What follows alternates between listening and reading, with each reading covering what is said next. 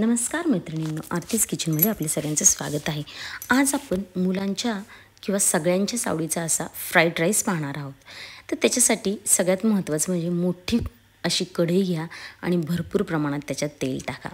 आता मी इथं 1 इंच आलं, 10-12 मिरच्या आणि 7-8-10 लसणाच्या पाकळ्या, लसूण थोडा जास्तच घ्या, यांना छानपैकी असं कुटून घेतलेलं आहे। या भांड्यामध्ये तुम्ही त्याला बारीक चिरून सुद्धा घेऊ शकता। आता आपल्याला भाज्या टाकायच्यात, तर त्या भाज्यांमध्ये मी एक मोठा बारीक चिरलेला कांदा घेतला आहे, 2 ढोबळी घेतलेत आणि अर्धा कोबीचा गड्डा घेतलेला आहे। इथं तुम्ही फ्रेंच बीन्स आणि गाजरसुद्धा वापरू शकता किंवा मशरूमसुद्धा इथं तुम्ही टाकू शकता। आता याच्यामध्ये मी थोडीशी कांद्याची पात टाकली आहे। गॅस तुम्ही अजिबात बारीक करायचा नाही आहे, मोठ्या गॅसवरच करायचे। आता भात मी इथं कोलम राईस घेतले, तुम्ही शैला राईस किंवा बासमती राईससुद्धा घेऊ शकता। मोकळा असा फडफडीत भात शिजवून तुम्ही इथं घ्यायचा आहे, उकळीच्या पाण्यात टाकून, जसं बिर्याणीला शिजवतो तसा। आता आपल्या भाज्या बऱ्यापैकी झालेल्या आहेत 2 मिनटात। आता मी त्याच्यामध्ये सोया सॉस टाकला, माझा व्हिडिओ स्किप झाला, सॉरी। आता 1 चमचा त्याच्यामध्ये मी चिली सॉस आणि 2 चमचे साधारण टोमॅटो सॉस टाकलेलं आहे।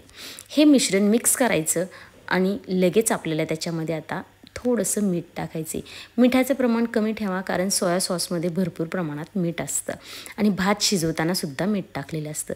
आता मी इथे थोडा फूड कलर टाकला आहे, तो ऑप्शनल आहे, तुम्हाला टाकायचा असेल तर टाका। आता 1 मोठा चमचा भरून मी शेजवान चटणी टाकलेली आहे, त्याच्यामुळं भाताची टेस्ट एकदम बदलून जाते, भात एकदम छान लागतो आपल्याला तो चवीला। आता मी भात टाकून घेतला आहे त्याच्यात। भात थंड असेल तर आपला भात एकमेकांना चिकटणार नाही आणि मस्तपैकी आता आपल्या भाताला 2 मिनटं मी परतून घेतलेलं आहे आणि सगळ्यात शेवटी त्याच्यामध्ये मी कांद्याची पात टाकली आहे। लहान मुलांना जर देणार नसेल तर तुम्ही इथं 1 चमचा मिरी पावडर नक्की टाका, त्यांनी तुमच्या भातामध्ये खूप फरक पडतो। पहा आपला भात कसा एकदम सुटसुटीत झालेला आहे आणि मस्त वास सुटलेला आहे अगदी। तुम्हाला जर ही रेसिपी आवडली तर लाईक, शेअर आणि सबस्क्राईब करा।